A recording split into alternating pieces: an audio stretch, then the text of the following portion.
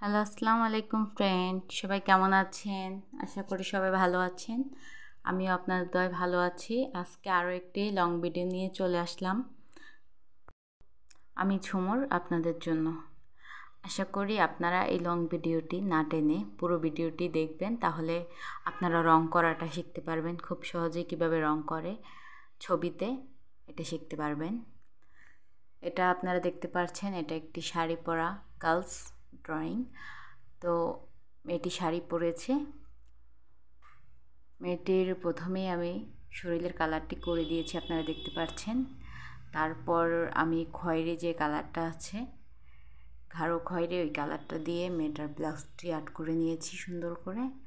তো আপনারাও এরকম করে নেবেন আস্তে আস্তে। আমি কিন্তু তাও একটু দ্রুত করে দিয়েছি, কিন্তু আপনারা আরও আস্তে আস্তে করবেন যাতে রঙগুলো ছড়িয়ে না যায় এদিকে ওদিকে। ওই দিকে খেয়াল রাখবেন, খুবই আস্তে করবেন।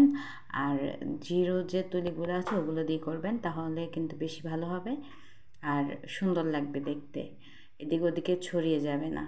আর যদি মোটা তুলি দিয়ে করেন তাহলে কিন্তু ছড়িয়ে যাবে, রঙগুলো নষ্ট হয়ে যাবে। তাই চেষ্টা করবেন জিরো তুলি দিয়ে করার, যাতে সুন্দর হয়। তারপরে আমি শাড়ির সব দিকে সুন্দর করে একদম রং দিয়ে আর্ট করে নিয়েছি, দেখতে পাচ্ছেন। তারপরে মেয়েটার যে চুলটাতে আমি একদম আস্তে আস্তে তুলি দিয়ে সুন্দর করে রং করে নিচ্ছি একদম। এটা কিন্তু আরও কঠিন কাজ, খুবই আস্তে করতে হবে, কারণ মেয়েটার হাতের আঙুলগুলো যাতে রং দিয়ে না ঢেকে যায় ওইটার দিকে খেয়াল করতে হবে। ক্রিম কালারটার উপরে ওই কালারটা পড়লে নষ্ট হয়ে যাবে। তো এগুলো খুব খেয়াল করে করতে হবে যাতে সুন্দর হয়, ভালো হয়। এইগুলো আপনার দিক ঠিক রেখে তারপরে করতে হবে।